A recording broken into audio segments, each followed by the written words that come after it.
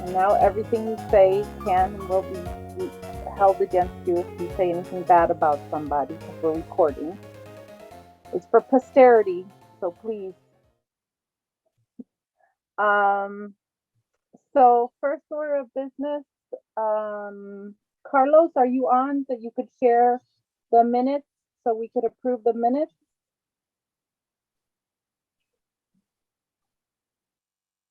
I don't see him. Okay, so we'll have to come back to that. So we'll go ahead and turn it over to our superintendent for the superintendent's report. Take it away, Mrs. DeMango. So thank you. One of the things that I would like to do tonight, since we have two big presentations, is I'm keeping my report very short. I know that we are excited for both presentations. One of Nathan's, Yakubov, who is our AZ, our special ed liaison. He's going to talk about the IEP process. And then Dr. D'Antona is going to speak about chronic absenteeism, which is a really important conversation that we should have as parent leaders, just in terms of where that takes us as a district. And I also want to report and thank Francis, who I know is not here yet, but we had, and I hope many of you did attend, our SLT training that was run by our DLT. For those of you who did not attend that would like to, it is on our DLT website. And what we do ask is that anyone who did not attend, that they participate in the 2-hour training, because it is part of the requirement of being an SLT member to be trained. And in order to collect remuneration, it is 30 hours plus 2 additional hours, but there's tons of information there. It will really help you as a parent leader, just in terms of entering the conversation with SLT in things that we can look for, how we can channel and make sure that our goals and objectives are being monitored and that we're moving forward in our progress for the targets that we're setting for each individual school. With that being said, I want to wish everyone an amazing Thanksgiving. Is 209 on here? 209. I know, besides Francis. No, I don't see Deborah. Yeah, when Deborah comes on, I need to ask her when I pick up my pies. So I wish everyone and your families an amazing Thanksgiving. It is really, I am really looking forward to spending time with my loved ones and just taking this time to relax and reflect. We're all working really hard coming back to school, so I'm very excited to have this time with my family. So happy Thanksgiving. And now I'm going to turn it over to Nathan. Good evening, everyone. Can you hear me?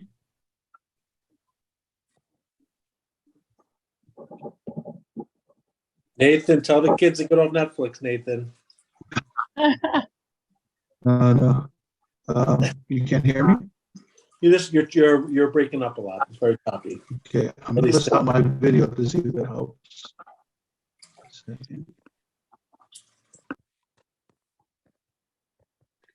Okay, can you hear me better now?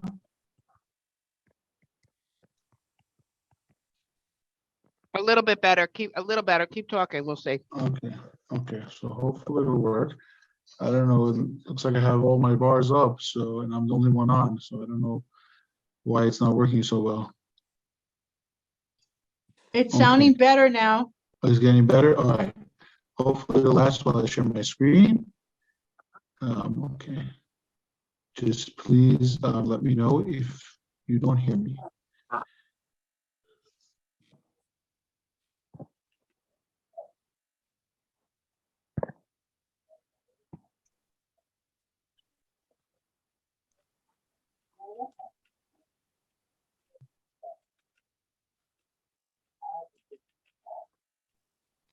Okay, can you see my screen?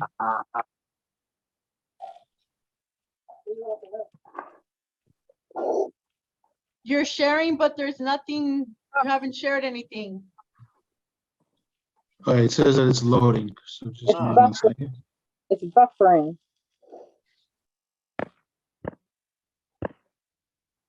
In the meantime, just a matter of housekeeping, as we discussed in a previous meeting, to rename ourselves with our school, so we know which school everyone's representing. And also, don't forget to sign in for attendance. Lewis has posted the link in the chat.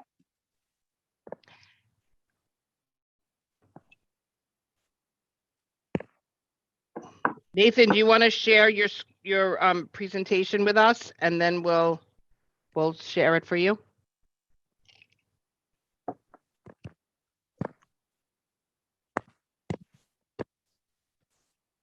I don't know where he went.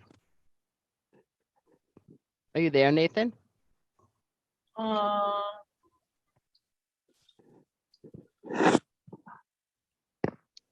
So while we're waiting for Nathan, Nathan, I don't know if you can hear us. Can we switch to Dr. Mike real quick?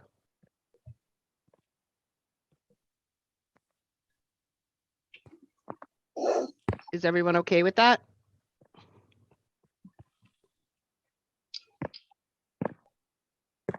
Yes. Yes? Yes. Yes? Okay. Rachel, right. Okay. Yeah. Good evening, everyone. Hope everyone's doing well. Super happy to be here with all of you tonight to talk a little bit about chronic absenteeism, as you guys probably have heard us talk about already if you were part of the school leadership team training, and during any time that we're talking about our district goals, we're consistently mentioning chronic absenteeism and the importance that it has on our kids progressing through school. So I'm going to share just a couple of slides with you just to kind of keep it in our mind's eye and share our current data that we have, and that's as of today. I just pulled another report as of today, so it was most current for us to have these conversations in our schools through the lens of parent leadership. So I'm going to share my screen with you just to go over these slides. I'm going to talk a little bit about this being a community concern. This is not just a District 25 thing. This is a national issue in terms of attendance rates in our schools. And for us in District 25, it means a great deal, especially in terms of performance and how our kids are doing. Those that are in school routinely versus those that are not necessarily in school as routinely. So what is chronic absenteeism? Chronic absenteeism is something that had started to become something that's been looked at from the federal government over the last 10 years, and was called a hidden educational crisis. And at the time in 2013-14 is when they started accumulating this data and learning that 1 in 8 children at that time was chronically absent. The New York City State Department of Education refers to children being chronically absent as those that are out 10% or more of the school year, which is equivalent to 18 days or more. And this is both excused and unexcused absences. And sometimes, it's looked at as though, because I brought in a doctor's note, my child was sick, that it wouldn't also be equated to connections to chronic absenteeism. But any day that a child is out is considered a day that is accumulated over the course of a given year for any child. And when we get to a space of 18 or more, it is something that is quite impactful, certainly based on what data has been able to share over the years. Across the country, more than 8 million students are missing so many days that they're considered academically at risk. Students who are absent 2 or more days per month during the school year would be considered chronically absent. Now, this part is really an important important statistic. Is, you know, if a child that is chronically absent is consistently chronically absent over the time that they are from pre-K through 8th grade, they'll be missing what's equivalent to a full year of school, if that pattern exists over the course of time during those school years. And that's a lot of time for any of our kids to be missing within our District 25 school system. Now, when we talk about the number of days absent, and 2013-14, the federal government talked about 1 in 8 children. Right now in District 25, we're talking about 1 in 5 children is currently chronically absent in District 25, or at risk of being chronically absent. So we have many of our children that still have space that they can move themselves out of that chronic absenteeism at risk range. But right now, if the school year were to end, we would have almost 1 in 5 children that would be identified as those that were out more than 10% or more of the current school year, which we know is not a space that we would like our kids to be in. This next slide that I'm going to show you kind of indicates where we are currently across our subgroups in District 25. And you'll see that the rate across our district, this slide that's here, that the data that's here on the bottom, shows that 21.36% of our children right now, if the year were to end today, would be deemed chronically absent because they missed 10% or more of the school year. And the rates here are pretty significant in terms of overall percentage amongst our subgroups. So it's really important that we consistently keep this as part of our conversation. Anytime that we are meeting, we're going to be bringing it up, certainly with our schools, and certainly anytime that there are meetings at the school level, we're hopeful that these conversations are also being had, with our parents, so that there is this awareness of the impact that chronic absenteeism can have on our overall performance as student learners. So what research says from Attendance Works, which is a site that has a series of resources for parents and schools. But what we know is missing 10% of school can make it harder to gain early reading and math skills, build relationships, develop good attendance habits. The benefits of being there is that routines are able to be created, and we can make the most of early grades by encouraging our child to attend every day. Now, what this means in terms of performance, and this is from national research, is that this bottom box is the one that I want everyone to just kind of look at. It talks about 17% of kids who are chronically absent in K and first grade. That means children that were out 18 or more days for both of those years. Only 17% of them are able to read by the time they are in 3rd grade, which is a very, very important statistic. That when our kids, and to me, it's logical, and I'm hoping that it sounds logical, that if our kids aren't in school, then it's much more difficult for them to learn and keep up with the learning that's happening on a day-to-day basis, especially for our children in our early childhood grades. It's when a lot of those foundational skills are being taught to our children, and where we wind up seeing the most percentage of our children absent tends to be in our early childhood grades. So it's important that that we continue to have this conversation at the school level around the impact that attendance can have on our children's ability to be proficient readers. And we know that when we're a proficient reader, we have greater access to to doing well, not only from elementary to middle, but middle to high school, and then certainly from high school when our children are thinking around the college that they plan to attend or the career that they intend on making for themselves when they move past high school level. So this data is really, really important. And what it does show, and this is an interesting statistic, that by 6th grade, absenteeism is one of 3 signs that a student may drop out of high school. So kids that are consistently chronically out, when they get into middle school, if that trend continues, there's a pattern that says that those children are those that are more likely to drop out of school than others in the same grade levels. By ninth grade, it's a better predictor of graduation rates than eighth grade test scores. So there are so many elements to chronic absenteeism that are important for us to continue to have as part of our conversation across schools and our district. So in terms of our expectations, one of the ways that we're really working towards ensuring that our students and our families receive the supports that they need is from what we have in our district called case teams. Not every school calls it a case team. Some of them have a different phrase for it, but all of our schools have case teams where they're expected to engage in the review of school-wide attendance rates on a daily basis, and then engage in team meetings on a routine basis as well to talk about the supports that are being provided and that we can provide to families. Now, the difficult part about chronic absenteeism is that there's no single scenario that's like another. Each child's experience and each family's experience is different from each other. So it's important that as schools and as individual teams, that we're connecting with our families to see what exactly it is that those needs are, so that we can offer the best supports possible to improve those attendance rates for each of our individual kids.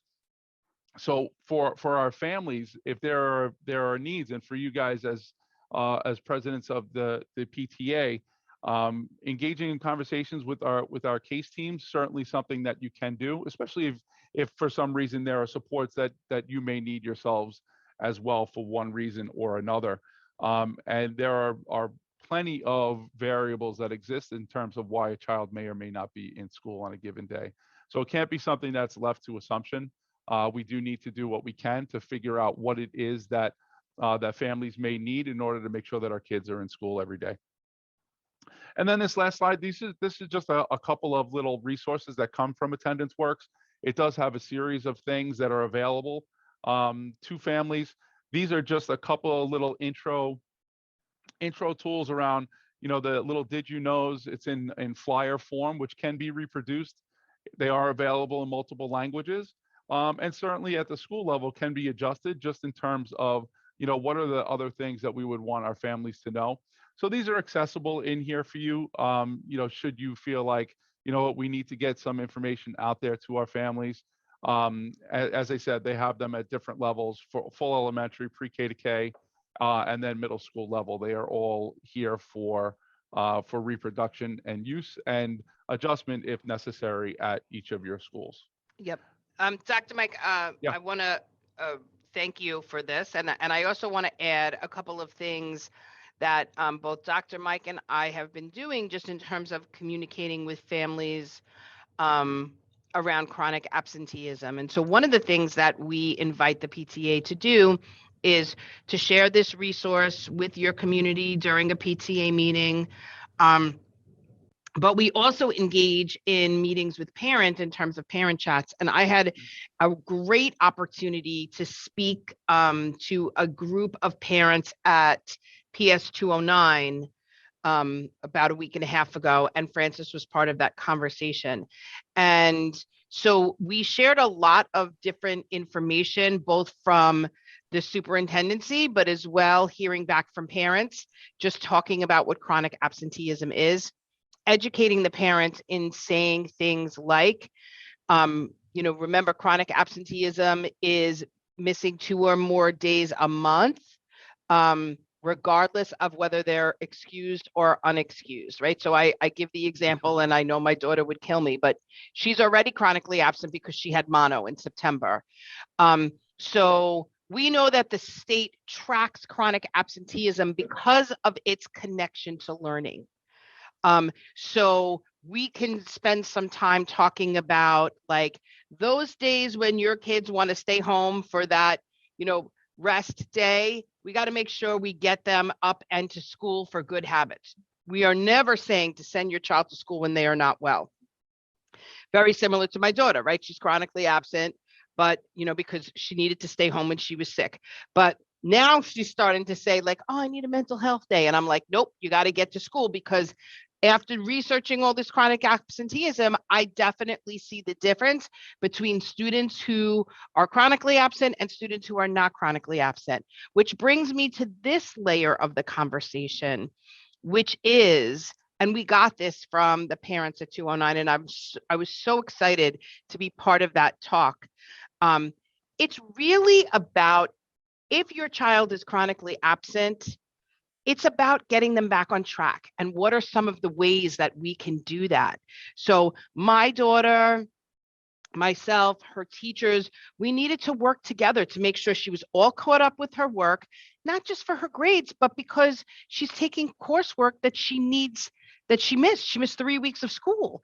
So it was around, how are we going to work together to make sure that happened and open up lines of communication? And what we heard from parents at 209 was, and I'm sure a lot of you echo this, is that you don't need to send me a letter in red highlighting how many days my child is absent. I know that they're sitting next to me, or if I'm getting a babysitter if I'm at work. It's really about how we can work together to make sure that we don't continue on the trajectory of chronic absenteeism. So I've told my daughter, you don't get those mental health days this year because you have to go to school. And I will support her teachers in that. This morning, I was texting with her and I said, Mr. Gilbert said, you got to make up this work. You have until Friday to do it, but you got to get it done. So it's really, really about making sure that learning loss doesn't continue, making sure that we're connected. Dr. Mike talks about, one of the parents in one of the schools was saying, my son doesn't like coming to school because now that there's a huge focus on reading, he's struggling with reading. And so it makes him anxious. And the school and the parent work together to make sure that that child knows that he was supported. And these are the kind of conversations that we need to have about chronic absenteeism. So I think it was important for us and you as parent leaders to know the real reason, because it's about kids, right? I am concerned, and I will tell you, yes, I know that there's COVID. Yes, I know that, there are things that happen and people are getting sick and the flu is rampant, but our COVID and flu rates are not any different than other districts, and we are still lower than we should be as a district. So this connection is not about sending kids to school when they're sick, but it is about communicating with parents the value and the importance of coming to school every day when you can be there. So, okay, that's it for me. Any questions for myself or Dr. Mike? Are these resources available on under the President's Council portion of the website? We can make them available. Yeah, we'll make sure that they're available in there, sure. Yeah, we'll get them to you. We'll get them to Esther and Francis and we could also, maybe Mike, you could pop in the chat, no? Yeah. Mike is. We Hi, did- everyone. It's Francis. Sorry, I was Hi, late. Francis. I couldn't even get on. I think everybody's trying to get on to this meeting. I think. Thank you, Rachel, for starting the meeting, and thank you, Danielle. I missed your presentation, and thank you, Esther and Michael, for your presentation. I just want to say something about, I think it's important, and I'm glad that Michael had in his presentation that it actually shows like not to be more than 9 days late a year, because we have that will still put us in a 98% of attendance, which is not so, bad for the kids, but like we can live our lives and know that we have these 9 days. I always say it's like if you have 9 days paid, of your work, after that it's unpaid, and then it becomes a problem. So I'm glad that we're taking the approach that we're teaching how many days you do have to play with, because sometimes parents don't know, and then two times a month doesn't sound so bad, right? Like being absent 2 times doesn't sound so bad until you know how many days. Also, I want to say that my son is in his first year of high school, and he came home one day saying that he was in the 100% of attendance, perfect attendance. They had they had posters in the hallway, and they had 100% attendance. So those kids that had 100%, their names were on. And he said, "Mom, my name was on there." And he was happy about that. So I thought that was really cute. And then they had other posters of different awards that they were giving to the children, but that was one of them. So maybe, that's one incentive they can use. Yeah. And, this is Francis and I kind of go back and forth with this, and we laugh and we say, like, I also say, just because you have 9 days doesn't mean you should use them, right? Right. It's just there if you need it. Like, and I'm Right. like you, if you haven't, it's that's the thing. You try to use them for sick time, right? Because that's really what you should try to use them for. Right, And, because we have enough vacation time during the year for our students, and we know that, right? They have the summers off, they have dates in September and October, then we have Thanksgiving, so there's a lot of time that you can push them to say, like, oh, we only have, another week and a half, and then you get 1 day off, like it's setting those good habits of knowing that and getting those habits to your student to say, your child to say, if you're not sick, you need to be in school.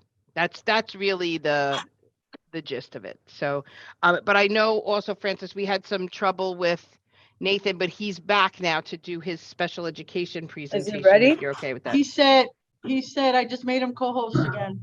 Yes, Okay, hi, you got- everybody. Thank you. Can you hear me? Hi, Yes. Nathan. Hey, Okay, Nathan. great. Okay, I switched to a different computer. I just don't have a camera here, but that's okay. I'm just going to share my screen. And it looks like everybody can see it. Yes, oh, well. So there we go. Okay, so thanks for bearing with me. I'm going to spend a few minutes talking about the IEP process for families. Again, my name is Nathan Yakovov, and I am the Administrator of Special Education for District 25. This is my contact information that can, of course, be shared with parents. They would reach out to me and schools as well for questions and support regarding evaluations, services, assistive technology, or placement questions and support as well.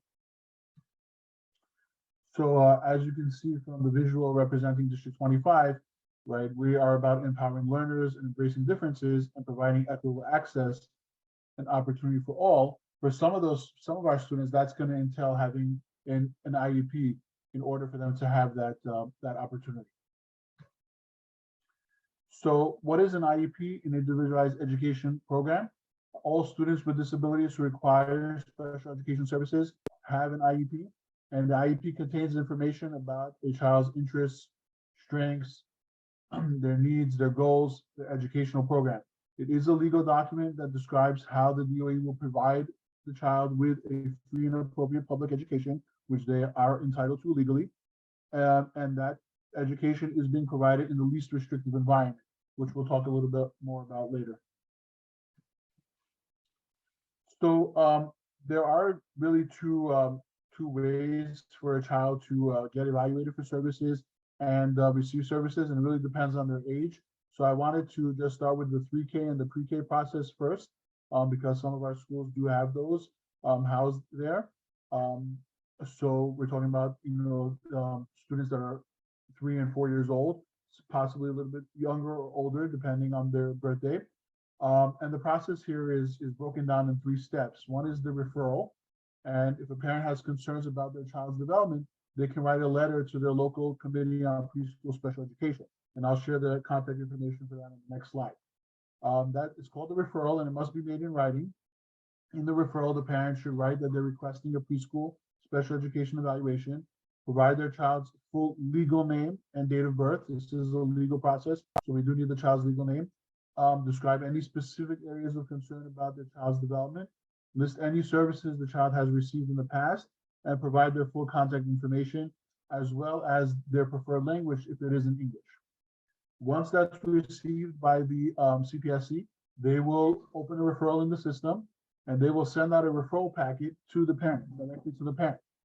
That referral packet will include a notice that the referral was received, a list of evaluation sites that the parent can choose from to have their child evaluated, a consent form that the parent will sign to have their child evaluated, and information about their rights, as well as the medical form. It's important to understand that at this age for 3K and pre-K, the process is entirely parent-driven, and so we're not, doing the evaluations in the actual school that the child is attending. I mean, it can be done at the school, but it's not done by the school team. And so therefore, it's really parent driven. So parents at this point do need a lot of support in terms of finding an evaluation site that's appropriate for them, especially if there's another language and they need a bilingual evaluation site, and filling out the paperwork as well. Because if they don't submit that, if they don't follow up, then the process won't move forward. Part of the evaluation will be a social history evaluation, where the parent will meet with a social worker and understand the process, consent to the process, and really give background information about their child. And then the evaluation will include a psychoeducational evaluation, which really looks at all the areas of development for a child, as well as an observation either in the home or the school setting of the child, and then any other specific evaluations that the child may need, depending on their areas of delay or concern. And the next step would be the IEP meeting. So after the evaluations are complete, CPSC meeting will be held. And at that meeting, the CPSC team will review the evaluation results, share and learn more about the child. So it's important for the parent to come prepared and provide information. They can definitely bring their child to that meeting as well. And at that meeting, it will be determined if the child is eligible for preschool special education services. And in order to be eligible, they do have to reach a threshold, generally of a certain level of delay in one of the areas of development.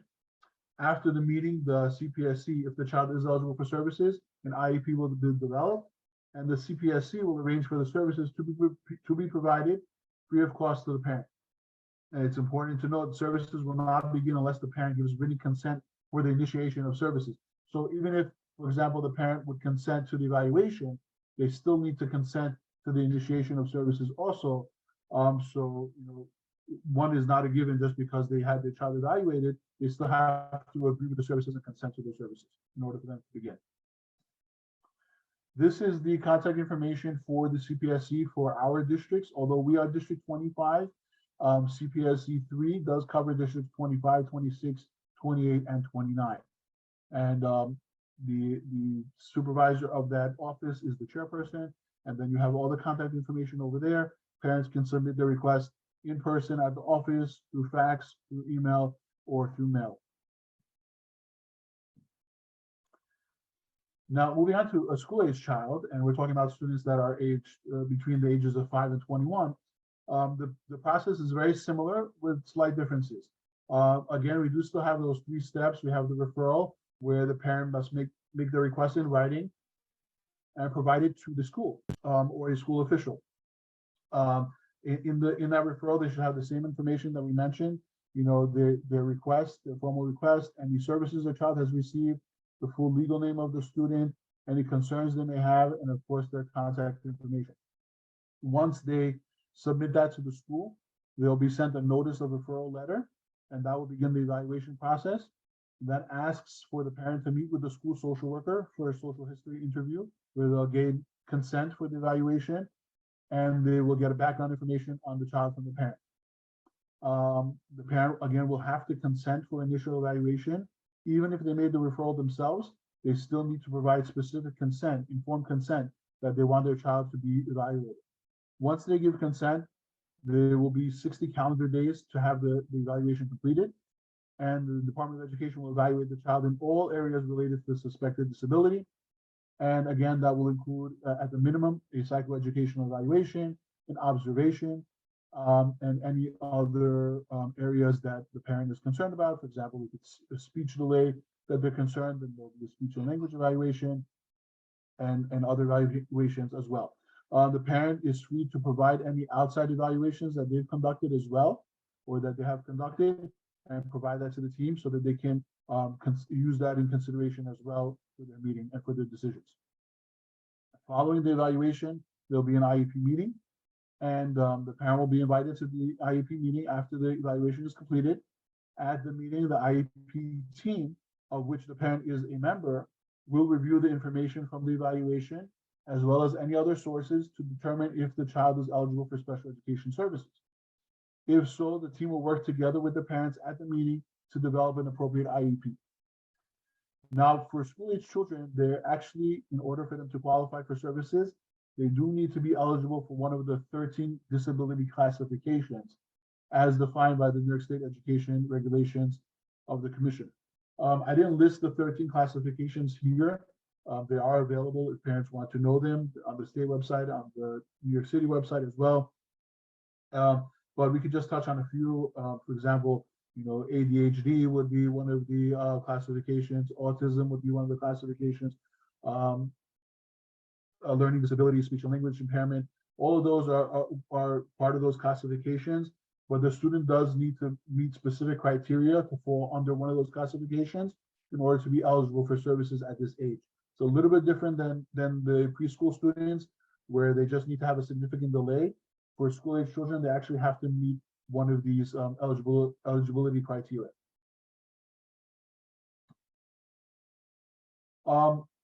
One of the decisions that are going to be made as the IEP is developed is an actual placement for the student where they would be receiving the services that are being recommended. As we said, the IEP is a written statement that should provide students with a free and appropriate public education in their least restrictive environment. And what that means is that the child will be in a school and a classroom with non-disabled peers for as much of the day as appropriate. So in order to do that, we have an array of services that are available to support children in their least restrictive environment. And that goes from, just having general education where a student doesn't receive any special education services.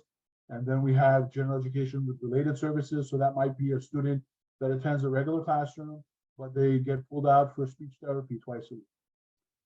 The next level would be where they're getting special education teacher support services as well, what we know as SETS, where that's a special education teacher either working with them in the classroom or in a small group out of the classroom or individually, and providing them supplemental special education supports.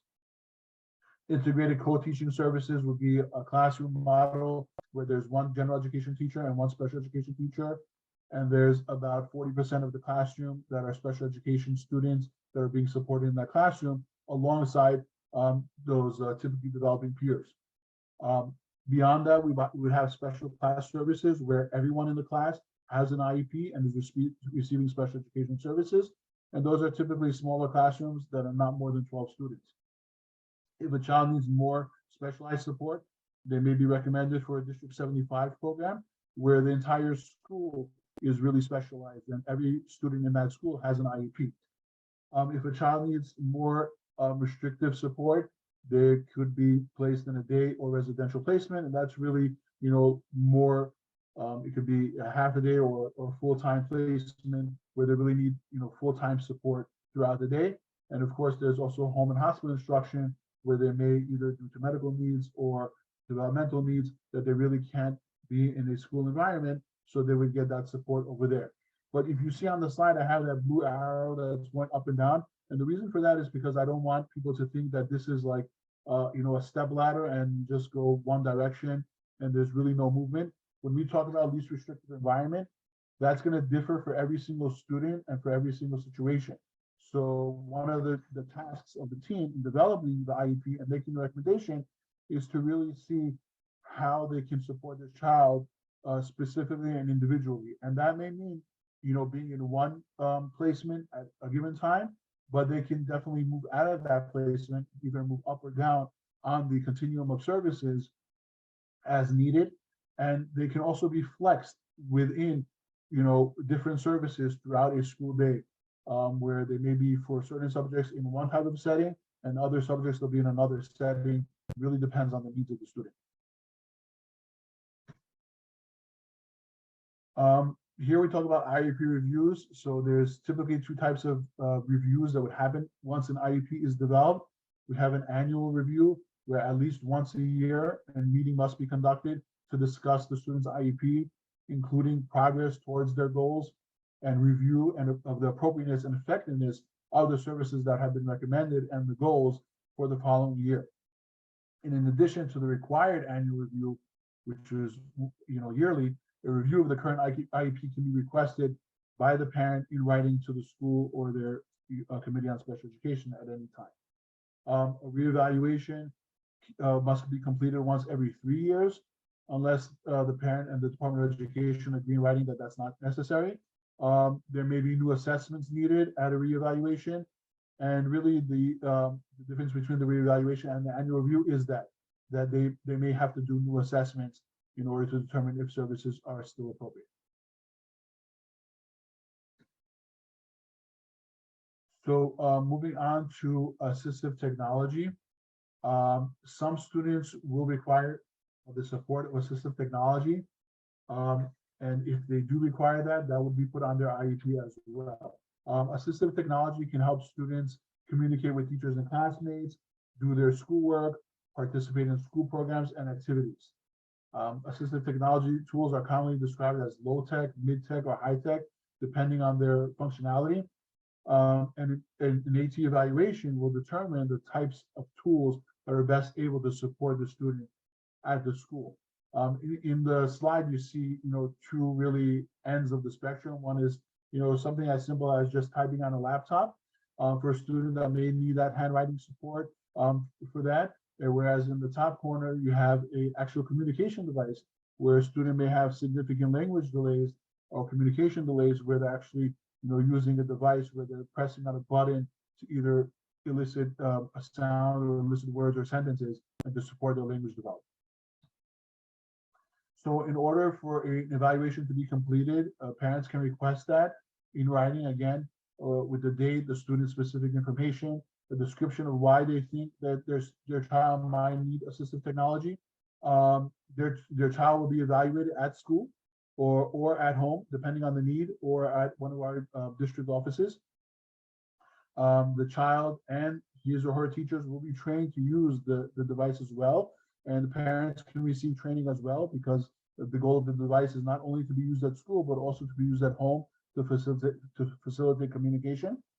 Customized goals will be developed for the student, and evaluation may include a trial period. And what that means is that they're not sure how the student will adapt to using the device, so they may give it for a month or 2 months and then reevaluate and see if that's something that should be recommended and provided to the student. The parents will be contacted for consent within 15 days after the request is received, and then the department would have 60 calendar days to evaluate the student after consent is received. Again, in this area, we would need parents, even if the child is getting services besides for this, they would need to consent separately to this type of an evaluation. And so we really want them to do that if that's something that they're interested in, so that there's no delays. There are translation and interpreter services available for parents at meetings or during assessments. They can be over the phone or in person. They can have documents translated, including IEPs or any evaluations that were conducted or notices that are being provided to the parents, as well as sign language interpretation, which can be provided, during meetings, or if we need to contact the parent, we can do that through a sign language interpreter as well. Just a few notes on 504 accommodation plans. Many times that is associated with an IEP or asked about when a parent is thinking about an IEP process. So Section 504 of the Rehabilitation Act of 1973 requires public schools to offer accommodations for eligible students with disabilities. These accommodations help students participate on an equal basis with students who don't have disabilities. And really the difference between a 504 accommodation plan and an IEP a service plan would be that a 504 accommodation plan would really be more health focused. So students will qualify for one of two reasons. Either they have a physical or mental impairment, or two, the impairment substantially limits at least one major life activity. So this might be, them participating in an activity in the classroom or throughout the day, and we would need to provide them with an accommodation for, so that they can participate. The child's doctor would complete a medical accommodations request form, and the doctor can suggest that the school provide certain accommodations. The 504 team would decide if the suggested accommodation is appropriate, and if so, how to provide that at the school.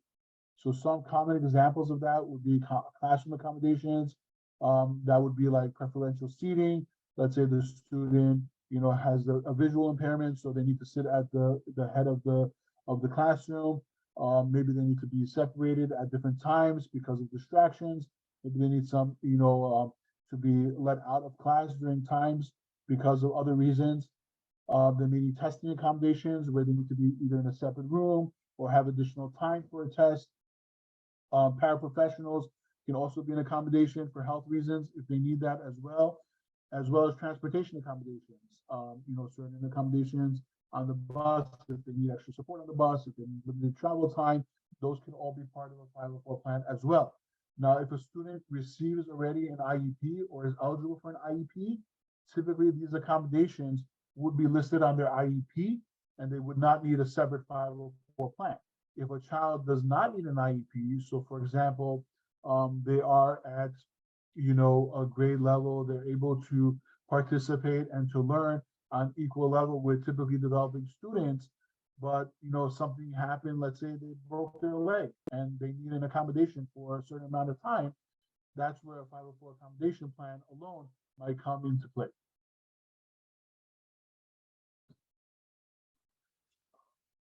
So there are rights for parents to challenge school decisions made regarding their child. Parents can request a mediation or an impartial hearing at any point during the evaluation process if they disagree with the decision that was provided in terms of the services that are being recommended, or even if the student has been already receiving services, the parent at any time can disagree with that recommendation and request either mediation or an impartial hearing. The email address over there is for parents to submit their requests. They can also submit it to the district office or to their school, and we would forward that on to the respective office. The difference really between mediation and an impartial hearing is a mediator. For mediation, a third-party mediator would participate together with the parent and the school to see if there is a resolution that can come about without going into an impartial hearing, and they can come to some resolution regarding the disagreement. An impartial hearing is where the parent wants to move on to have a hearing officer that will be assigned to listen to both sides of the disagreement and decide if anything went wrong, if any parental rights were violated, and how to fix that and make a decision. In both cases, again, it's a formal request that parents have to submit. Parents can do this alone. They do not need an attorney or an advocate to do it, but they are free to use that as well, but they can make the request on their own as well. So we spoke about, in a short time, really the IEP process. There's definitely a lot more information out there. I just took the most important and put them on this slide so it's a little bit easier to understand and grasp. If parents or you need any more information, you can definitely go to the school's website, schools.nyc, the New York State Education Department as well, NYSED, or our Community School District 25 website where this presentation is linked, and we have other resources as well for parents and families. So let me just stop sharing and see if there are any. Oh, this is our contact information, and we do have assistance available in Spanish and Chinese for parents. And if there's any questions, please feel free to go ahead and ask. Hey, Nathan, thank you for your presentation. There is a question from Crystal. Does the term special class services equal self-contained classrooms? Special class? It says, does the term special class services equal self-contained classrooms? Yeah, so generally speaking, the special class would refer to a self-contained class. And that's what I spoke about before, is where every student in that class has an IEP. So that is a special class or known as self-contained as well, because the services are being provided within that classroom. I hope that answers the question. And the second question would be, would someone who currently receives services through an IEP gets permanently injured, would they then receive both an IEP and a 504? So they do currently have an IEP, you said? Yes. So if they do currently have an IEP, depending on what the accommodations would be, that would most likely be listed on their IEP, and there wouldn't be a need for a 504. Does that answer your questions, Crystal, both? No, I meant for if they get an IEP for related services like speech therapy, something like this, they get in a car accident, they're then physically permanently injured, would they be then receiving an IEP and a 504? Yeah, so what would happen in that case, would they would need and modify the IEP, you know, after, of course, they get all the medical documentation and the parent requests, you know, certain accommodations, then they would meet, the IEP team would meet again and discuss what is appropriate and see if they need to add that to the IEP. Okay, thank you. Thank you. And are there any other questions?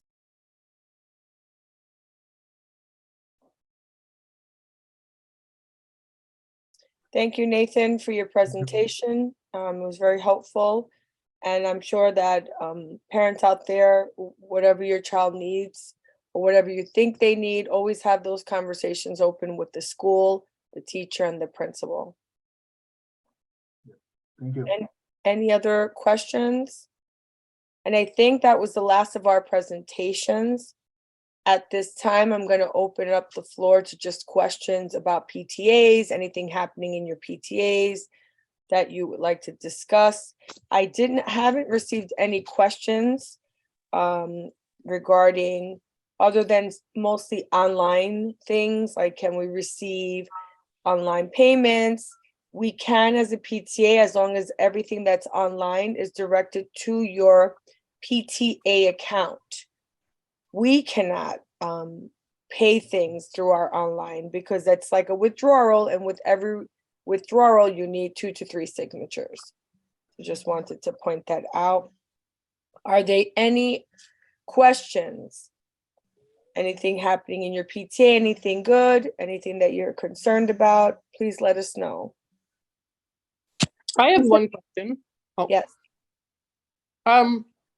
Over the summer, I received an email that Vicky Palladino had donated $1,000 to our school's Galaxy account. But we can't seem to find it. So I'm following up with her. I was just wondering if any of the other PTAs got the same thing. Well, I don't think our PTA got that. I haven't heard anything. Anyone received that? Kristen, you did too? Our school also received it.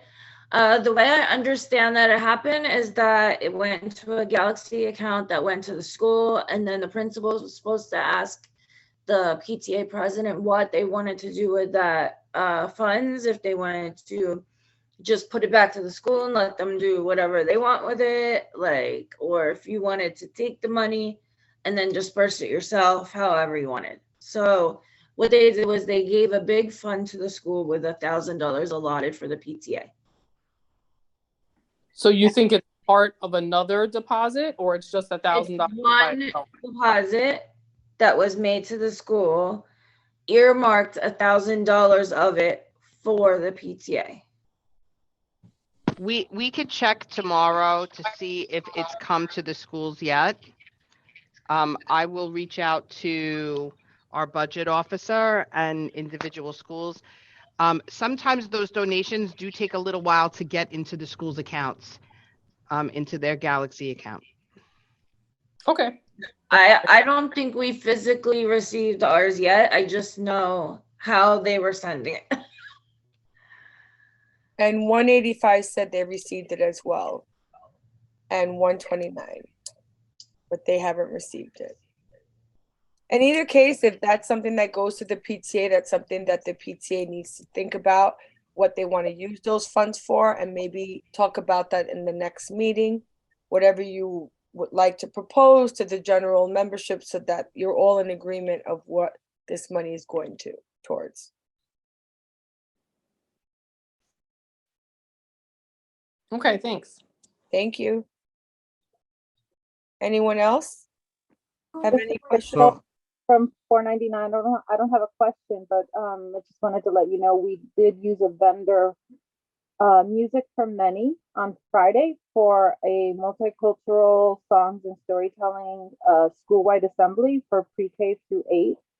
And it was very well received, even by the middle schoolers. They got very excited by getting to come up and play instruments and walk around carrying signs, and it was a very successful event. So Can I you put can- that in the chat, Rachel? yeah, That if anyone wants to use them. I'm always a big advocate for these programs for the children. They absolutely love music and they love programs like this. It kind of breaks up the curriculum for them and engages them and you know, I love the assemblies and programs. So also, I thought I'd let you all know from PS 79, we used to have co-presidents. My co-president moved to Tennessee, so no, Atlanta. So it's just me now. So you won't see Min Kwan anymore. Oh, well, thank you, Crystal, for So stepping up. your parent coordinator needs to update the SBLCI then remove her from there. I'll remind her tomorrow. I'm not sure if she did or not. All right, thank you. You're welcome. So we have a question from 185, just wondering what the guidelines are for online banking. I was always under the impression that it is not recommended since it is similar to debit cards or ATMs. So anything, the online banking was never really something that we actually used because we were always in person and we always used physical checks to pay and mail out. Throughout the pandemic, a lot of that was locked up and we didn't have access to it and we needed to pay for certain things. That's when the online banking started to be allowed to receive payment. So for example, if someone wants to donate money to a PTA, they can do it online as long as the online account that you're using, whether it's PayPal, whatever it is that you're using, is directed towards the PTA bank account. No PTA member or president or anyone is allowed to have this money sent directly to them. Now, as far as debit cards, you were right, Annie, they were not allowed to be used. In this time, they only allowed for you to use them if the person, the vendor, cannot receive any other payment, which in this case, they can, right? Most of the vendors that we use can receive checks, so there's no really reason to have any type of payment of debit cards. We do not recommend you paying anything with debit cards because it's better, honestly, if a parent pays for it and then gets reimbursed, because then it's traced, you write a reimbursement form and everything. With a debit card, there's no paper trail and you're supposed to document everything. It is not recommended and we do not use ATMs at all. At all. I don't even think those passwords are even set up. So I hope that answers. Does that answer, Annie, or did I leave anything out?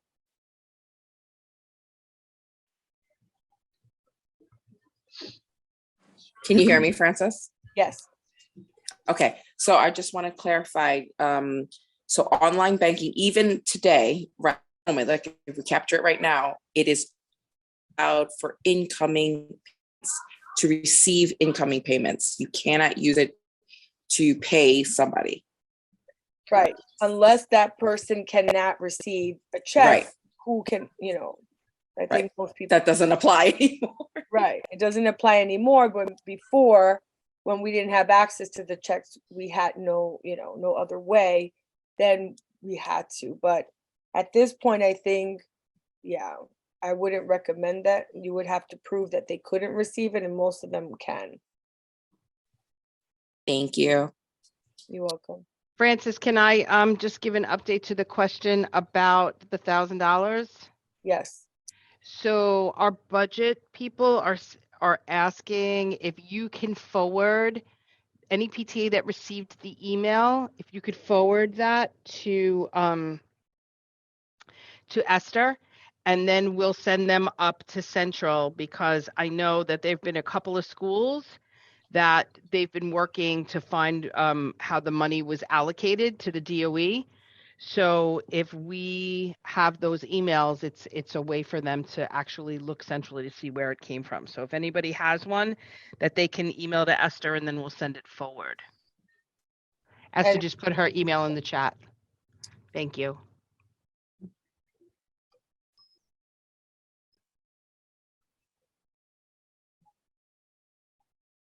I was trying to figure out why it says DE instead of ME because I put District 25. So I picked up the first letter from that and the first letter from my name. So And thank you for those putting your school in front of your name. It's easier to identify the school than who's speaking. How do you edit it to do that? Go to your picture, and when you click on your picture, there's a little blue box that pops up that has 3 dots. Do you see it? It's on the right-hand side. Also, you can right click it too. Oh, okay, you could right-click the picture. Hold on, I don't have a picture. It's just my Yeah, video. right click on the window, and then it gives you an option to rename. Let me see. Okay, I'm gonna try it while you guys continue. Thank you. Yeah. I'm on an iPad and you do it differently on iPad. You tap on participants and where you see your name, you just tap on it and it brings up mute or rename, and that's how you rename on an iPad.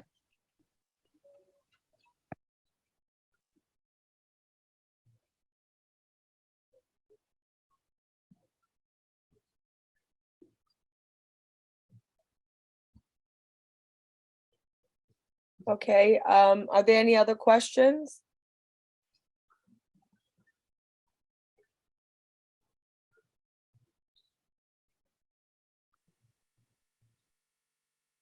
Well, there's any other questions, I guess at this time we'll just end the meeting. It is 7:35. Can I get a motion to end the meeting?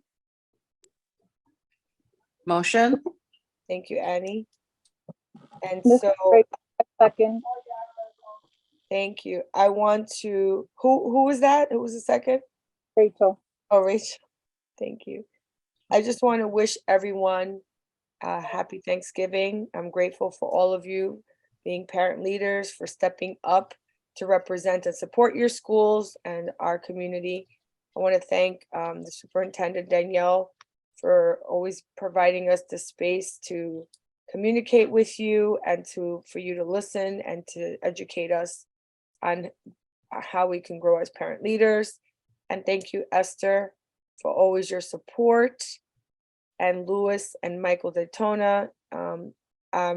We're so proud to be in this district and the support that we receive. So thank you. We're grateful for you. Happy Thanksgiving. Have extra turkey on us. And Thank you. Thank you, everyone. And we are grateful to have such amazing parent leaders working alongside of us. We could not do this without you. Especially you, Francis. Thank you for being my partner. thank you. We appreciate you and all that you do for our district. Thank you. Yes, thank you, Francis. Thank you, Rachel, for stepping up and supporting me and helping me when I'm late. So we'll be on. We'll still stay on if you guys want to if you have a question. But if Hold on, not, have a great night and thank you for coming. Have a great evening, everyone. gracias. Happy Thanksgiving to everybody. Bye. Happy Thanksgiving, everyone. Thanks so much. Yes. Thank you. Happy Thanksgiving. Yes. Happy Thanksgiving. Thanksgiving. What are you saying?